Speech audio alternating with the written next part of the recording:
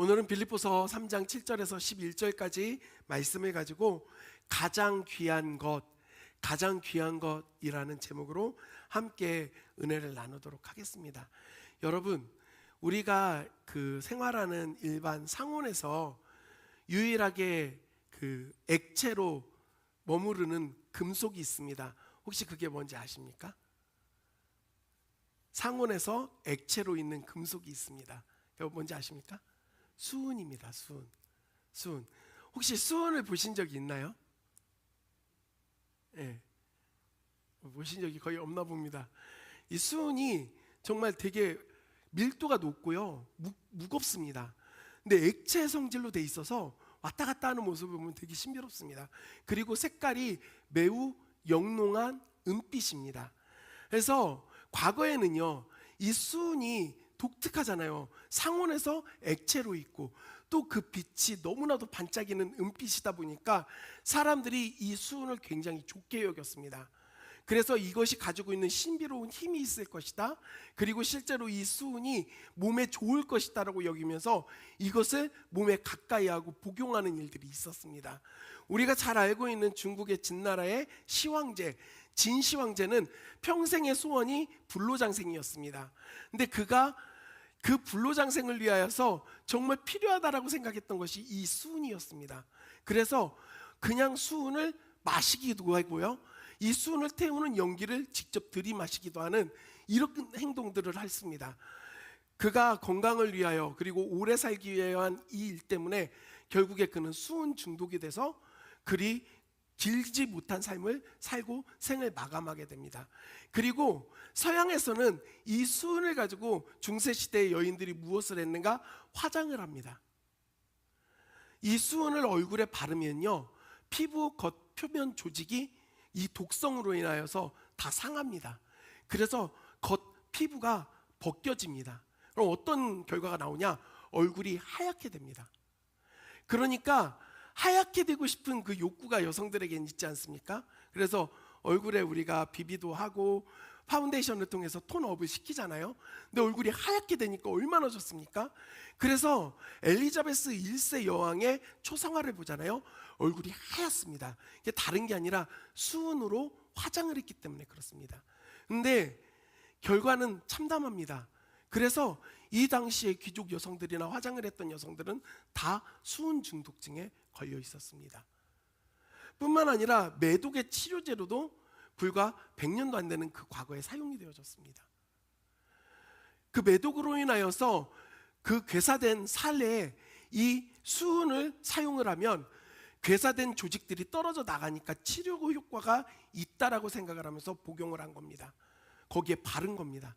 문제는 이 수은은 독성이 매우 강하기 때문에 그 멀쩡한 피부 조직까지도 다 망가뜨렸다는 겁니다. 과거에는 이게 그냥 좋다고 여겨져서 복용을 하고 먹기도 하고 바르기도 했었는데, 시간이 지나서 이 수은이 가지고 있는 독성이 심각하다는 것을 깨닫고 난 이후에 지금 우리의 현재 삶 가운데 수은을 먹는 사람이나 그 수은을 얼굴에 바르는 사람은 아무도 없습니다. 수은 자체가 나쁜 건 아닙니다. 여러 가지 용도로 사용하는 것이 많기 때문에 나쁜 것은 아니지만 그가 가지고 있는, 그 수은이 가지고 있는 독성이 있다라는 것입니다. 무지에서 비롯해서 그것이 좋다라고 여기면서 붙잡고 있었는데 시간이 지나 보니 그것이 좋은 것이 아니라 독성이었고 우리의 생명을 해치는 것이라는 것이 밝혀진 것입니다. 그런데 우리의 삶에서도 또한 우리의 신앙 가운데서도 이런 것들이 있을 수 있다라는 것입니다. 우리는 자랑이라 여기고 절대 포기할 수 없고 이게 있으면 행복하고 모든 것을 이룰 수 있다 여기는 것인데, 시간이 지나 보니 실상은 이것이 나에게 해를 끼치고 죄가 되고 나쁜 것이 되는 것들이 있을 수 있다라는 것입니다. 사랑하는 성도 여러분, 그냥 단순히 우리가 잘 모르고 넘어갔구나, 우리가 잘 몰라서 이렇게 했구나 웃으면서 말할 수 있으면 좋겠는데, 조금 전 말씀드렸던 수은을 대했던 그 사람들의 모습은 웃으면서 이야기할 수 없는 것처럼 우리의 신앙생활 가운데서도 우리가 진리라고 우리가 절대 포기해서는 안 된다라고, 이것이 우리에게 이익이라고 여기면서 붙잡았지만 시간이 지나 그것이 아니었다라는 것이 밝혀졌을 때 이것을 가지고 겸연치 않게 머리를 긁적이면서 잘 몰랐네, 실수했네, 그냥 좀 부끄럽네 하고 넘어갈 수 있는 문제가 아닐 수가 있다라는 것입니다. 오늘 말씀을 통해서 그것이 무엇인지에 대해서 우리가 함께 고민하고, 그럼 우리는 무엇을 붙잡아야 하는가에 대해서 다시금 발견하는 귀한 은혜가 있기를 주님의 이름으로 간절히 소원합니다. 사랑하는 성도 여러분, 바울은요, 예수님을 만나기 전까지 자랑하는 바가 있었습니다. 그가 자랑하는 것이 무엇이었는가? 이전에 그 4절, 5절, 6절의 말씀에 보면 바울은 자기의 자랑을 이야기합니다. 내가 그것으로 치자면 자랑할 게 많다라고 말하면서 어떤 걸 자랑하냐? 첫 번째, 나는 유대인의 그 규례대로 태어난 지 8일 만에 할례를 받은 사람이다. 구별됨을 이야기합니다. 그리고 또 어떤 이야기를 하는가? 히브리인 중에 히브리인이다 라고 말을 합니다. 왜 반복적으로 이렇게 표현을 하는가? 이스라엘은요, 나라가 망하면서 포로로 끌려간 역사가 있습니다. 그리고 그 이스라엘 땅에는 다른 이방 민족을 이주시켜서 거주하게 하면서 혼혈족이 많이 만들어졌습니다. 특히나 혈통을 중요시하는 이스라엘 사람들에게 순수혈통이라는 건 매우 중요한 일이었습니다. 바울은요, 나는 어떠한 혼혈도 없이, 어떠한 피해 섞임도 없이 온전한 그 유대인이다, 히브리 사람이다 라고 스스로 이야기한 겁니다. 뿐만 아니라 자기는 바리새파 사람으로 가말리엘의 제자입니다. 당시에 가장 훌륭하다고 여겨지는 랍비의 직계 제자로서 율법을 너무나도 잘 알고 있었고 학문적으로도 높은 자리에 있던 사람입니다. 아울러 열심으로는 교회를 박해했던 사람, 예수 믿는 사람들을 붙잡아서 넘겨주고 그 죽음의 자리까지 이끌어냈던 게 바울이었습니다. 그리고 바울은 율법의 위로는 흠이 없는 존재라고 스스로를 이야기했습니다. 그는 자기 자신이 가지고 있는 모든 것들이 자랑이었습니다. 이게 자기에겐 최고였습니다. 그런데 그랬던 바울에게 변화가 나타납니다. 그의 이 모든 인생을 완전히 휘몰아치게 만들어버리고 뒤집어 엎어버리는 사건이 일어나게 됩니다. 그가 다마스커스로 예수 그리스도를 믿는 그리스도인들을 붙잡기 위해 찾아갑니다. 허가증을 받으면서까지 그가 다마스커스로 가서 그리스도인들을 붙잡아서 넘겨주려는 마음을 가지고 갔던 겁니다. 그런데 그 가는 길에 호련히 하늘로부터 큰 빛이 임하게 되면서 그가 그 자리에 주저앉습니다. 그리고 그의 눈이 보이지 않게 되는 그러한 일이 생기게 됩니다. 그리고 그때 큰 음성이 그에게 들립니다. 사울아, 사울아, 내가 어찌하여 나를 박해하느냐? 이때 사울이 깜짝 놀라서 물어봅니다. 주여, 누구십니까? 누구신데 저한테 이런 이야기를 하십니까? 그때 그 음성이 대답합니다. 나는 네가 박해하는 예수라 라고 말을 합니다. 사랑하는 성도 여러분, 큰 변화의 지점이 여기에 있습니다. 굳이 예수님, 나는 예수다 하면 되는데 너 왜 나 박해하니? 나는 네가 박해하고 있는 예수다 콕 집어서 이렇게 이야기하시는 이유가 뭘까요? 바울이 이전까지 가지고 왔던 그 프라이드와 자부심, 자랑으로 여겼던 것들, 그 열심에 대하여서 네가 열심을 내고 있던 그것이 결국엔 나를 박해했던 거다라는 것을 깨닫게 하십니다. 바울은요, 그 자리에서 이 놀라운 이적 속에 예수님이 하나님이시라는 것을 깨닫게 됩니다. 그리고 스스로 자신이 열심을 냈던, 자신이 최선을 다했던 모든 것들이 그 예수님께 반대되는 일, 그 예수님을 대적하는 일임을 깨닫게 되어집니다. 사건이 되는 만남이 그 다마스커스로 가는 길에서 바울에게 있었습니다. 여기서 중요한 것은 사건이 되는 만남입니다. 사랑하는 성도 여러분, 옷깃만 스쳐도 인연이라는 말을 씁니다. 만남이 너무 중요하기 때문에 그렇다라는 이야기를 하는데 옷깃만 스치는 건 별거 아닙니다. 한번 만났어도 돌아가서 다시는 만나지 않고 기억나지 않으면 그 역시도 기쁜 만남이 될 수가 없습니다. 우리에게 무엇이 필요한가? 예수 그리스도를 만나야 하는데 사건이 되는 만남이 있어야 된다는 겁니다. 조금 더 쉽게 설명을 해드릴까요? 교통사고가 나면 어떻습니까? 엄청난 충격을 받습니다. 그리고 우리 몸에도 변화가 일어납니다. 그 충격이 우리 몸에 옵니다. 그 사건이 되는, 그 정도의 충격이 되는 예수님과의 만남이 있어야 된다는 겁니다. 그리고 이 만남은 단순히 일어나는 것이 아니라 예수 그리스도를 우리가 직면할 때, 직접적으로 만나게 될 때 그 사건이 되는 만남이 만들어진다는 것입니다. 예수님을 만나면 어떤 일이 일어나는가? 내가 죄인인 것을 깨닫게 되어집니다. 구약의 선지자들 가운데 하나님의 영광을 보고 하나님의 임재를 경험했던 선지자들이 있습니다. 이 선지자들이 그렇게 하나님의 임재를 경험하고 나서 어떤 고백을 올립니까? 화로다, 나로 망하게 되었도다. 나 이제 끝났어. 나 이제 망하게 됐어. 나 이제 죽을 거야. 왜 그렇습니까? 거룩하시고 흠이 없는 그 하나님을 죄인된 내가 보았으니 나는 살 수 없다. 이런 고백을 하는 겁니다. 베드로가 예수님의 명령을 듣고 깊은 곳에 가서 물고기를 많이 잡았을 때 배에서 내려 예수님 앞에 가서 그가 엎드려서 예수님께 처음 했던 고백이 무엇입니까? 주여, 나를 떠나소서. 나는 죄인입니다. 사랑하는 성도 여러분, 우리가 예수 그리스도를 사건이 되는 만남으로 만났는가 그렇지 않은가? 어디에서 우리가 알 수 있는가? 내가 죄인됨을 발견하는 경험이 있었는가? 내가 얼마나 극악한 죄인인가? 나의 삶이 얼마나 하나님 앞에 무가치했고 얼마나 하나님께 대적하는 삶이었는가? 난 죄인이구나. 난 답이 없구나. 그 깊은 절망을 경험해야 합니다. 예수님을 사건이 되는 만남으로 인격적으로 경험할 때 일어나는 일입니다. 바울은 그래서 오늘 본문 말씀 안에서 이런 고백을 합니다. 우리 7절 말씀 다 같이 읽겠습니다. 시작.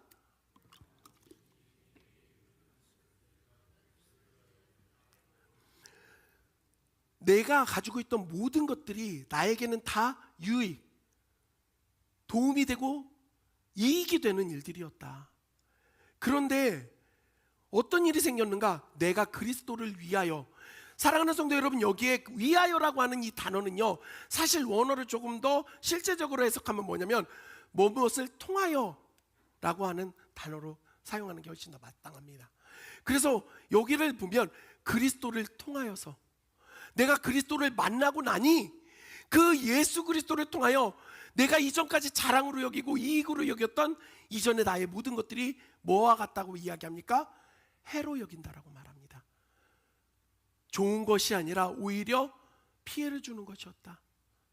오히려 나쁜 것이었다 라고 바울이 말하고 있는 겁니다. 무엇을 통해 깨닫게 됐는가? 예수 그리스도를 통하여 그가 이것을 깨닫게 되었습니다. 그러면서 그는 8절에서도 고백합니다. 같이 읽겠습니다. 시작. 또한 모든 것을 해로 여김은 내 주 그리스도 예수를 아는 지식이 가장 고상하기 때문이라. 내가 그를 위하여 모든 것을 잃어버리고 배설물로 여김은 그리스도를 얻고. 우리가 볼 것은 모든 것이 동일하게 또 표현을 합니다. 손해가 되는 것이었다. 나쁜 것이었다. 도움이 되는 게 아니었다. 왜냐하면 내 주 그리스도 예수를 아는 지식이 가장 고상하기 때문이다. 가장 고상하다. 이거는요, 최상급의 표현입니다. 예수님이 최고다. 다른 거 다 봤는데 예수님 같은 게 없다. 예수님이 전부다. 예수님이 최고다. 이게 최고다라고 표현을 한 겁니다. 만나보니 다른 것과 비길 수가 없는 겁니다. 우리가 찬송 고백을 합니다. 주 예수보다도 귀한 것은 없네. 그런데 귀한 게 너무 많아요. 이 세상 부귀와 바꿀 수 있네. 돈이 좋거든요. 이 세상 명예도 달콤하거든요. 왜 이런 일들이 생깁니까? 경험하지 못했기 때문에. 그 예수님이 최고가 되는 경험을 해보지 못했기 때문에. 내가 죄인이라는 것을 깨닫게 되면 다른 것이 안 보이고 유일한 길인 예수님만 보이게 되는데, 바울이 지금 그것을 경험한 겁니다. 그리고서 그는 조금 더 격한 표현을 씁니다. 내가 그를 통하여 모든 것을 잃어버렸다는 겁니다. 예수님을 믿게 됐는데 어떻게 모든 걸 잃어버리는가? 사랑하는 성도 여러분, 우리는 기억해야 합니다. 다 가질 수가 없다라는 겁니다. 예수 그리스도를 구주로 영접했다라고 한다면 이전에 내 안에 주인 됐던 것들은 버려야 한다라는 겁니다. 내 안에 내가 따라갔던, 나를 사랑했던 마음과 세상을 향하던 마음들이 버려져야 된다라는 겁니다. 바울은 뭐라고 이야기합니까? 배설물로 여긴다라고 표현합니다. 표현이 조금 참 고상하게 표현을 하는 겁니다. 실상은요, 오물, 똥, 쓰레기라는 뜻을 가진 단어입니다. 내가 예수 그리스도를 통하여 그 예수님을 믿고 나니까 이전에 내가 자랑으로 여겼던 모든 것들은 헛된 거야가 아니라 나에게 해를 끼치는 것이야. 하나 도움이 되지 않아. 이 정도가 아니라 더 가서 더러운 것이었어. 오물과 같다. 이런 표현을 합니다. 같이 갈 수가 없다라는 것입니다. 진짜를 얻기 위해서는 가짜를 버려야 합니다. 인도의 그 열대우림에서 원숭이를 사냥하는 법이 있는데요, 이 방법이 되게 독특합니다. 대나무 통 하나를, 단단한 대나무 통 하나를 준비해서 작은 원숭이의 손이 간신히 들어갈 정도의 구멍을 뚫어 놓습니다. 그리고 이 대나무 통 안에다가 쌀과 견과류를 잔뜩 집어넣는 거예요. 그 원숭이들이 좋아하는 것들을 이 안에 넣어놓고 이 대나무 통을 커다란 나무나 바위에다가 아주 단단하게 고정을 시켜놓습니다. 그러면 이 먹이 냄새를 맡고 원숭이들이 오는 겁니다. 그리고 원숭이가 와서 이 작은 구멍에다가 손을 비집고 안에다 집어넣는 거예요. 그리고 나서 안에 있는 쌀이나 견과류를 한껏 움켜쥡니다. 문제는 뭐예요?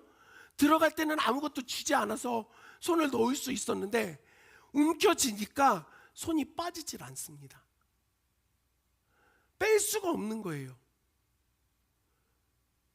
정말 웃긴 것은 그 사냥꾼이 와서 붙잡아서 우리에다 집어넣는 순간까지도 손에 움켜쥐고 있는 것을 원숭이는 놓질 않습니다. 사랑하는 성도 여러분, 어쩌면 우리는 신앙생활 가운데 지금 이러한 태도를 취하고 있지 않은가를 생각해 봅니다. 좋은 게 좋은 거다라고 생각이 듭니다. 무슨 말이냐면 내 오른손으로는 예수님도 붙잡고 내 왼손으로는 세상도 좀 붙잡아서 양쪽 다 만족하면서 살면 안 되는가? 이것도 가지고 이것도 가지면 다 좋은 거 아닌가? 참 이상적인 말입니다. 그런데 예수님 뭐라고 말씀하십니까?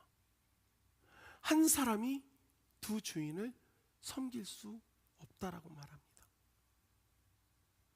너무나도 죄송하지만 이 두 가지를 다 만족하면서 살면 좋겠다, 저도 생각합니다. 그런데 말씀은 그렇게 이야기하고 있지 않습니다. 예수 그리스도를 붙잡을 것인가, 아니면 세상의 것을 붙잡을 것인가, 우리는 항상 그 갈림길에 서 있게 된다는 것입니다. 세상을 붙잡으면 예수님을 붙잡을 수가 없습니다. 아울러 예수님을 붙잡아야 우리는 세상을 붙잡지 않게 됩니다. 무엇을 붙잡으시겠습니까? 사랑하는 성도 여러분, 계시록 말씀에 보면 그 7개 교회에 대해서 이야기할 때 어떤 이야기가 나옵니까? 차든지 뜨겁든지 하라.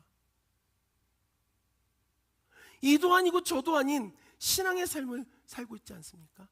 얼마나 힘든 삶입니까? 한 발은 하나님께 놓고 또 한 발은 세상에다 놓고 나니까 가랑이가 찢어질 것 같은 겁니다. 이거 어떡하지? 같이 갈 수가 없으니까요. 신앙이 그렇습니다. 그 우린 갈림길에서 무엇을 선택할 것인가?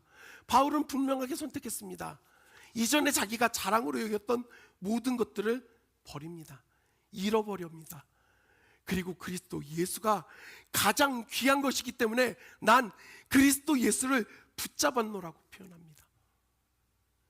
단순히 그냥 그가 바보라서 예수 그리스도를 붙잡은 게 아닙니다. 손익계산 다 따져보니 예수님이 생명이다, 여기에 구원이 있다 확신한 겁니다. 눈에 보기에는 세상은 너무나도 화려하고 빛납니다. 달콤합니다. 너무나도 행복해 보입니다. 그런데 그것을 따라가는 그 끝에는 무엇이 있습니까? 결국에 우리의 욕망과 욕심대로 살다가 영원히 멸망할 수밖에 없는 그 절망밖에 없다라는 겁니다. 하지만 예수님을 선택하고 예수님을 따라가는 길은 어떻습니까? 좁고 협착해서 그 길이 너무나도 고난처럼 보입니다. 쉽지 않아 보입니다. 하지만 그 끝에는 생명이 있다라는 겁니다. 천국이 있다라는 것입니다. 사랑하는 성도 여러분, 당장의 눈앞에 보일 것을 우리가 선택하는 것이 아니라 그 이면의 것들을 바라볼 수 있는 영적인 눈이 우리에게 필요한 줄 믿습니다.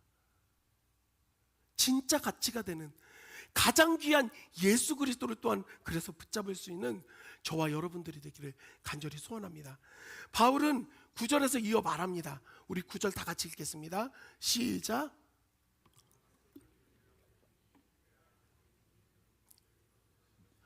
오직 그리스도를 믿음으로 말미암은 것이니 곧 믿음으로 하나님께로부터 난 의라. 몇 번에 걸쳐서 거듭 말씀을 드립니다. 무엇을 말씀드리냐면 우리가 구원받은 것은 우리의 힘과 공로, 우리의 행위로 받은 게 아닙니다. 너희가 그 은혜를 인하여 믿음으로 말미암아 구원을 얻었나니 이것이 너희에게서 난 것이 아니요 하나님의 뭐라고요? 선물이다. 만약에 우리의 행위로서 구원을 받는다라고 한다면 교회도 세상의 기준과 다를 게 없습니다. 약육강식, 힘있고 능력있고 잘난 사람들만 나타납니다. 내가 구원받기 위해서 이것도 했어 저것도 했어 자랑할 게 많으니까요. 그런데 누구든지 자랑하지 못하는 것은 무엇입니까? 우리가 우리의 힘과 능력으로 낸 것이 아니라 하나님의 은혜로 말미암아 구원을 받았기 때문에 누구도 자랑할 수가 없습니다.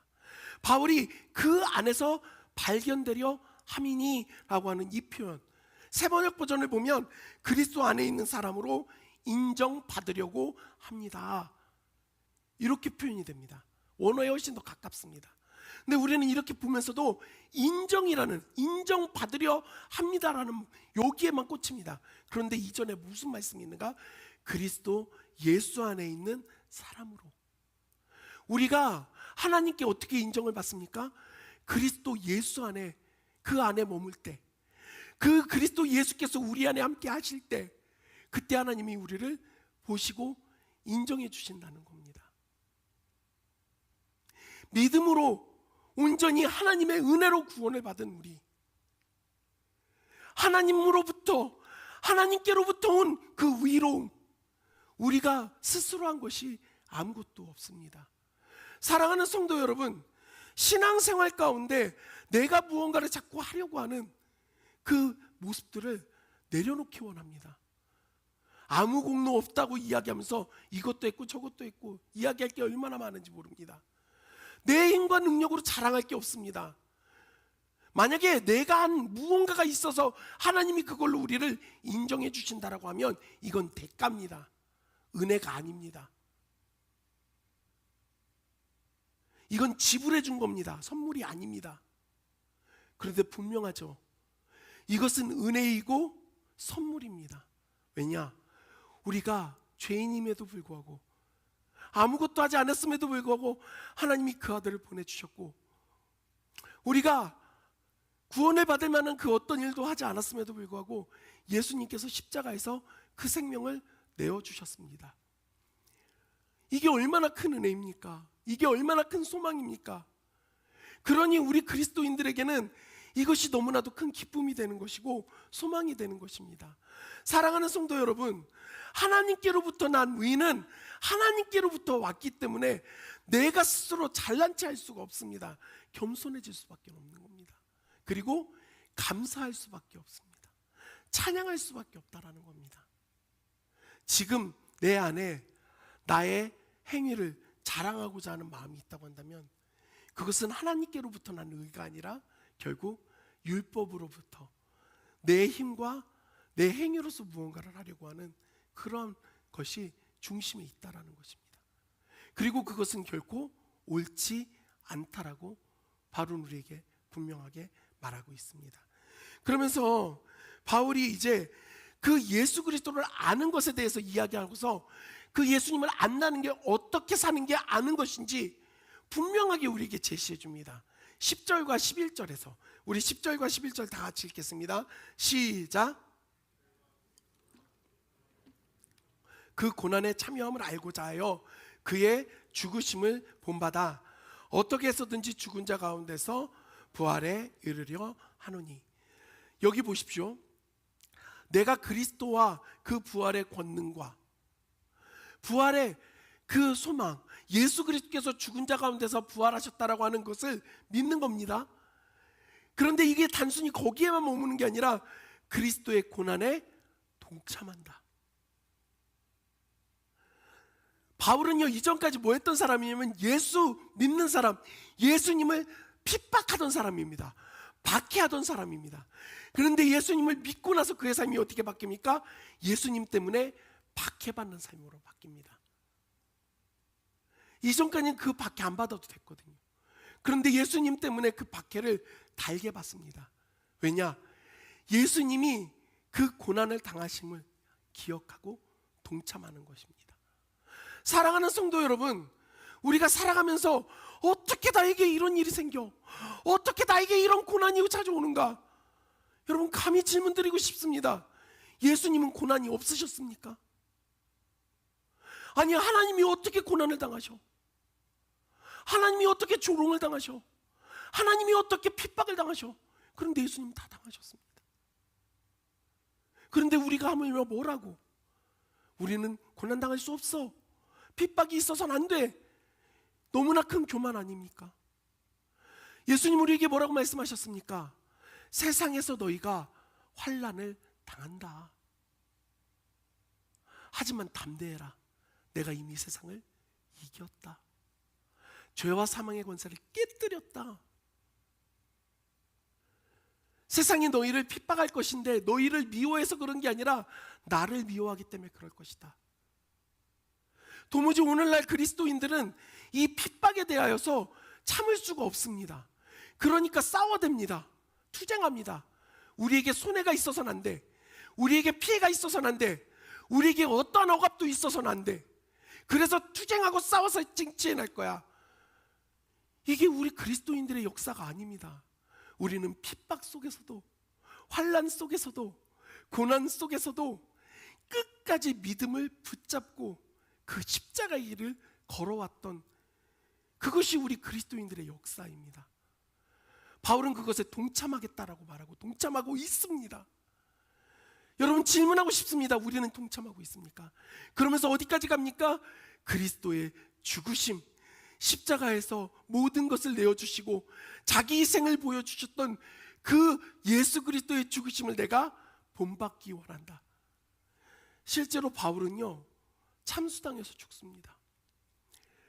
그가 사형을 당한 그 죄명이 뭡니까?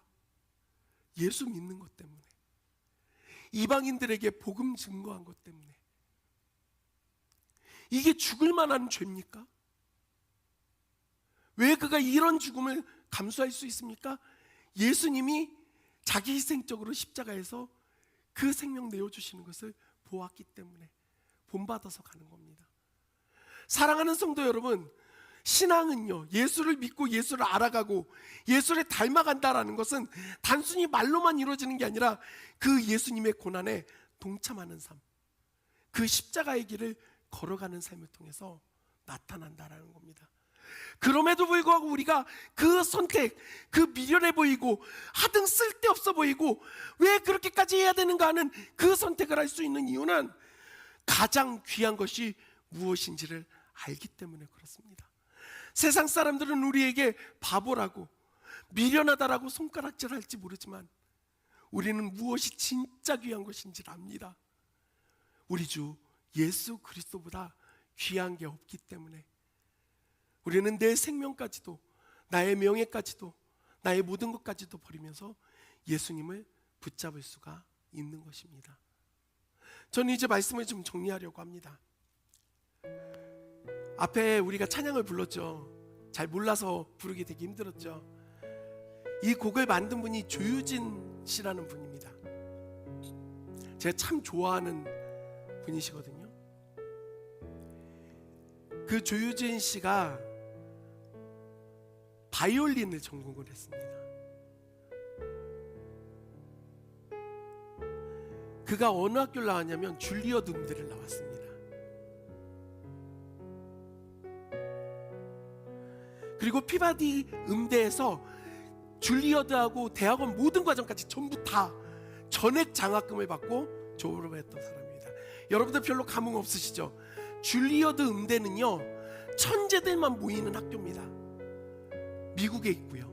그런데 이 천재들만 모이는 학교에서 한국인인 여성이 전 모든 학기에 전액 장학금을 다 받았다. 천재 중에서도 천재입니다. 이 정도의 학력이면요, 한국에 들어오면 웬만한 그 음대의 교수가 되는 건 어렵지가 않습니다. 할만하죠.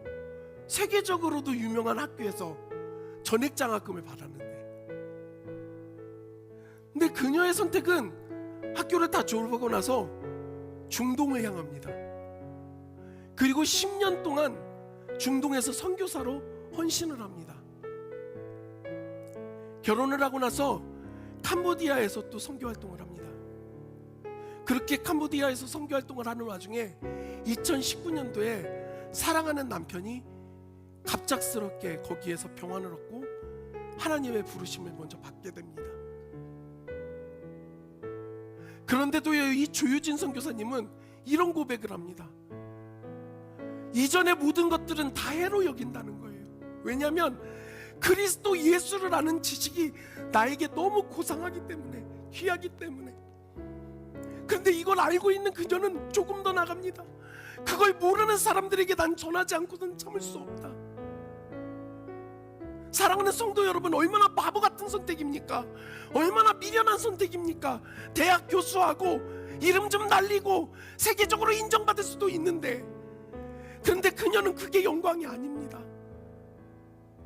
그보다 훨씬 더 값진 예수 그리스도가 있기에 그녀는 선교의 길을 선택하고 지금도 여전히 여러 교회에 다니면서 그 간증을 하고 특송을 하고 좋은 찬양들을 만들면서 이 주님 그 은혜와 복음을 증거하기에 힘쓰고 있습니다. 우리는 지금 무엇을 자랑으로 삼고 있습니까? 무엇을 바라보고 있습니까? 손에 무엇을 쥐고 놓지 않고 있습니까? 진짜 그게 가치 있는 것입니까? 우린 지금 양자택일 그 길 앞에 있습니다. 세상의 것을 끝까지 부여잡고 나의 행복을 끝까지 추구할 것인가? 아니면 이거 좋아 보이지만 이보다 훨씬 더 가장 귀하고 값진 이것을 내려놓고 예수 그리스도를 붙잡을 것인가? 성공하지 못할 수 있습니다. 사람들이 기억해 주지 않을 수도 있습니다. 하지만 분명하게 말할 수 있는 것은 우리 주님께서 기억하십니다. 우리 주님께서 인정하시고 알아주십니다. 그렇다고 한다면 가장 귀한 예수 그리스도를 붙잡아야 하지 않을까요? 여러분에게 가장 귀한 것은 무엇입니까? 지금 여러분의 손에는 무엇이 움켜쥐어져 있습니까? 사건이 되는 만남을 통하여 예수 그리스도를 만나고 그 예수 그리스도 앞에서 나의 한계와 죄됨을 발견하면서 예수님이 가장 귀한 것인 것을 깨달아 예수님을 붙잡을 수 있는 저와 여러분들이 되기를 주님의 이름으로 간절히 소원합니다. 우리 말씀을 붙잡고